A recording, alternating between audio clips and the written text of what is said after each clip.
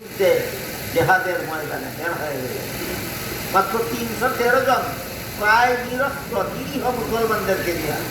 এরা হলো ৯৫০ অস্ত্রসজ্জিত, আর এরা মাত্র ৩১৩ জন। পাওয়ার নাম মাত্র কয়েকজনের অস্ত্র আছে, আর বাকি অধিকাংশেরই অস্ত্র। দুপক্ষ বদরের পক্ষরে মুখামুখি।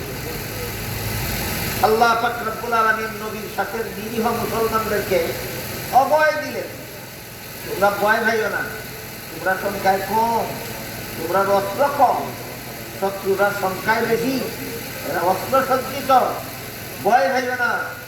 আমি ৫,০০০ ফিরিস্তা বানাইব তোমাদের পক্ষ হইয়া শত্রুদের বিরুদ্ধে যুদ্ধ করা। বদরের যুদ্ধে আল্লাহ মুসলমানদের পক্ষে ৫,০০০ ফিরিস্তা বানাইছেন আবু জাহালের বাহিনীর বিরুদ্ধে যুদ্ধ করা। এইরকম যুদ্ধ নবীর ১০ বৎসরের শেষের অংশে এইরকম যুদ্ধ হয়েছে সর্বমোট ৬৬টা। ১০ বছরে ঘটা যুদ্ধ হইতে ৬৬টা যুদ্ধ হয়েছে ১০ বছর। এর মধ্যে ২৩টা যুদ্ধের মধ্যে নবী নিজেই সেনাপতি ছিলেন, আর ৪৩টা যুদ্ধে নবী অন্য একজন সেনাপতির অধীনে সেনাবাহিনী বানিয়েছে। এই সমস্ত যুদ্ধের মধ্যে একটা যুদ্ধের নাম আছে কুরআনের ভাষায় গজওয়ায়ে আহজাব, আর ইতিহাসের ভাষায় এই যুদ্ধটার নাম খন্দকের যুদ্ধ। ৬৫টা যুদ্ধের মধ্যে নবীর কোন অংশে, হ্যাঁ তৃতীয় অংশে ১০ বৎসরের মাদানী জিন্দেগিতে যে ৬৬টা যুদ্ধ হইল শত্রুদের মোকাবেলায়, এর মধ্যে একটা যুদ্ধের নাম কুরআনের ভাষায় গজওয়ায়ে আহজাব, আর ইতিহাসের ভাষায় খন্দকের যুদ্ধ।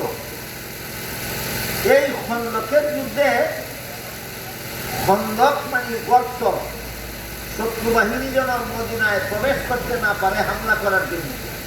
এই কারণে দীর্ঘ অনেক কয়েক মাইল জায়গা নিয়ে গভীর গর্ত খনন করার সিদ্ধান্ত হইল। যেই গর্ত লাফ দিয়া পার হওয়া যাবে না, যে গর্তে পড়লে আর সহজে উদ্ধার হওয়া যাবে না, যেমন কঠিন গর্ত খনন করার সিদ্ধান্ত রাসূল নিলেন। এই কারণে যুদ্ধটার নাম খন্দকের যুদ্ধ।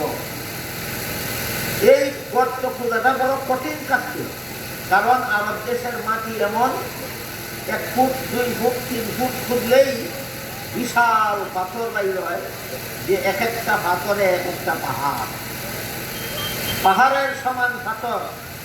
এই পাথর ভাঙাও যায় না, কাটাও যায় না, গর্ত খোঁজাও যায় না।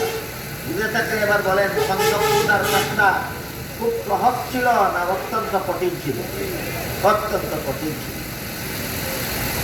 এমত অবস্থায় আল্লাহ রাসূল সমস্ত সাহাবাদের মধ্যে ভাগ করে দিলেন, এই যত এরিয়া নিয়ে খন্দক খোঁজা হবে, এরিয়াটার অংশ করে টুকরা টুকরা করে ভাগ করে দিলেন। এই অংশ তোমরা কতজনে খুঁজো, ওই অংশ আর কতজনে খুঁজো, এই অংশ আর কতজনে খুঁজো। এর মধ্যে একটা অংশের খন্দক খোঁজার জন্য আল্লাহ রাসূল নিজেও কোদাল হাতে নিয়ে খন্দক খোঁজার কাজে অংশগ্রহণ করলেন। রাসূল করিম সাল্লাল্লাহু আলাইহি ওয়াসাল্লাম যখন এই কঠিন খন্দক খননের কাজে অংশগ্রহণ করলেন, সাহাবায়ে কেরামদেরকে নির্দেশ দিলেন, তখন নবীর যুগেই মুসলমানদের সাথে মিশিয়া থাকতো একদল মুনাফিক। এরাও কিন্তু আমরা মুসলমান, এরাও কলেমা পড়ত, এরাও মুসলমানের সাথে নামাজ পড়ত, এরাও মুসলমানের সাথে যুদ্ধের ময়দানে শত্রুদের মোকাবেলায় যুদ্ধে গেছে। কিন্তু এরা বড় চালাক ছিল। এরা যখন দেখতো পরিবেশ পরিস্থিতিটা এমন যে এই যুদ্ধে মুসলমানরা সহজে তৈরি হইতে পারবে, তখন যুদ্ধে থাকতো। যুদ্ধে তৈরি হইতে পারে শত্রুরার হাত থেকে যে সমস্ত ধন সম্পদ দখল হয় মুসলমানদের, এগুলির ভাগ নেওয়ার জন্য মুনাফিকরাও মুসলমানদের সাথে যুদ্ধে থাকতো।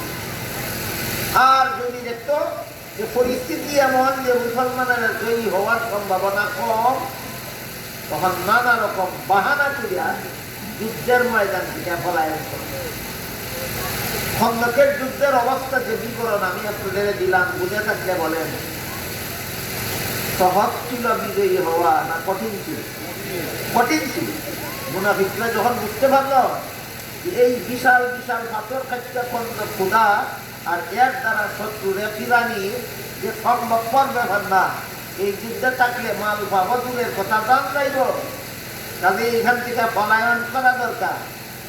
এই কুবুদ্ধি খুলে মুনাফিকরা নানা রকম বাহানা পেশ করতে লাগলো রসুলের কাছে যে আমরা যুদ্ধের দায়িত্ব থেকে অব্যাহতি দিয়ে দিলাম না, বাড়িতে চলে যাই। মুনাফিকদের এই অবস্থার প্রতিবাদে আল্লাহ পাক রব্বুল আলামিন আয়াত নাযিল করে বলেন, লাকাদ কানা লাকুম ফি রাসূলিল্লাহি উসওয়াতুন হাসানাতুন লিমান কানা ইয়ারজুল্লাহা ওয়াল ইয়াউমাল আখিরা ওয়া যাকারাল্লাহা কাসীরা। আল্লাহর রাসূলের মধ্যে রয়েছে তোমাদের জন্য উত্তম আদর্শ। এবার আমরা বোঝার চেষ্টা করি আদর্শ কিভাবে। বুঝে আগে কইলাম 40 বছরের ভিতরে অনেক ঘটনা ঘটেছে, নবী অনেক কাজ করবেন যেগুলি আমরা করতে পারবো না, করার ক্ষমতাই নেই। তাহলে নবী আদর্শ কেমনে হইল? এই প্রশ্নের জবাব হইল 40 বছর পূর্ণ হওয়ার পরে 13 বছরের মুক্তি জীবন আর 10 বছরের মদনী জীবন। সিরাতুন নবীর দ্বিতীয় অংশ হইল 13 বছরের মুক্তি জীবন আর তৃতীয় অংশ হইল 10 বছরের মদনী জীবন। 13 আর 10 23। এই 23 বছরের জিন্দেগিতে নবী যে সব কাজ নিজেও করছেন, উম্মতকেও করতে বলছেন, এই সব কাজের জন্য আল্লাহ কোরআনে বলেছেন নবী তোমাদের আদর্শ। এখন কঠিন প্রশ্ন ছিল, জবাব পরিষ্কার। নবীর জন্মের মতো আমরা জন্ম হইতে পারি, আদর্শ কিভাবে হইল? নবীর শিশুকালের মতো আমরা শিশুকাল কাটাইতে পারি না, আদর্শ কিভাবে হইল?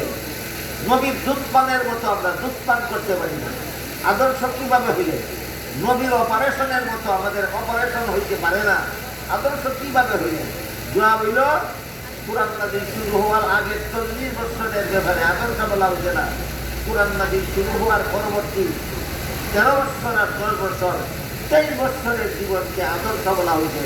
এই 23 বছরের জীবনে যে কাজ নবী নিজেও করছেন, উম্মতকেও করতে বলছেন, সেই কাজের জন্য নবী মুদের আদর্শ। যেখানে প্রশ্নটা পরিষ্কারভাবে বুঝে আসলো, কুরআন নাযিল শুরু হওয়ার আগের জীবনে নবী যে সমস্ত অসম্ভব কাজ করেছেন, আমাদের জন্য করা সম্ভব না, ওই কাজের জন্য আল্লাহ আদর্শ বলছেন। কুরআন নাযিল শুরু হওয়ার পরে 23 বছরে, পরবর্তী 23 বছরেও নবী একা একা করলে হইতো না, নবী নিজে করছেন, উম্মতকেও করতে বলছেন। 23 বছরের ভিতরে নবী মেরাজে গেছেন, কিন্তু আমাদেরকে বলেন নাই তোমাদেরও 7 আসমানের উপরে মেরাজে যাইতে হবে। কাজেই এই মেরাজে যাওয়া আমরা অনুসরণ করতে পারবো না, ক্ষমতাই নেই। বলেন মেরাজের রাত্রে নবী সশরীরে জাগ্রত অবস্থায় 7 আসমানের উপরে দেহের সুযোগ দেখার জন্য, আল্লাহর সাথে সাক্ষাৎ করার জন্য মেরাজে গেছিলেন কিনা? এটা কি কুরআন নাযিল শুরু হওয়ার আগের জীবনে না পরের জীবনে? পরের জীবনে। তাহলে এই কাজের জন্য নবী আমাদের আদর্শ কেন আমরা অনুসরণ করবো না কেন? তার জন্য নবী নিজে করছেন, আমাদেরকে করতে বলেননি। এই কাজেরও ক্ষমতা নাই আমাদের। কিন্তু কুরআন নাযিল শুরু হওয়ার পরবর্তী জীবনে 5 বেলার নামাজ নবী নিজে পড়ছেন কিনা? আমাদেরকেও পড়তে বলেছেন সাল্লু কামা রাআইতুমুনি উসাল্লি, আমি যেভাবে নামাজ পড়ি সেভাবে তোমরা নামাজ পড়ো। তাইলে নামাজের জন্য নবী বুঝে রাখে। বুঝলেন কিনা বিষয়টা? মেরাজে যাওয়ার জন্য নবী বুঝের আদর্শ, 1 স্তনের দুধ পান করার জন্য নবী বুঝের আদর্শ, ভূমিষ্ঠ হইয়া শুকরিয়া আদায় করে দোয়া করার জন্য নবী বুঝের আদর্শ। এইগুলি অনুসরণের ক্ষমতাই আমরা নাই, ক্ষমতাই নাই।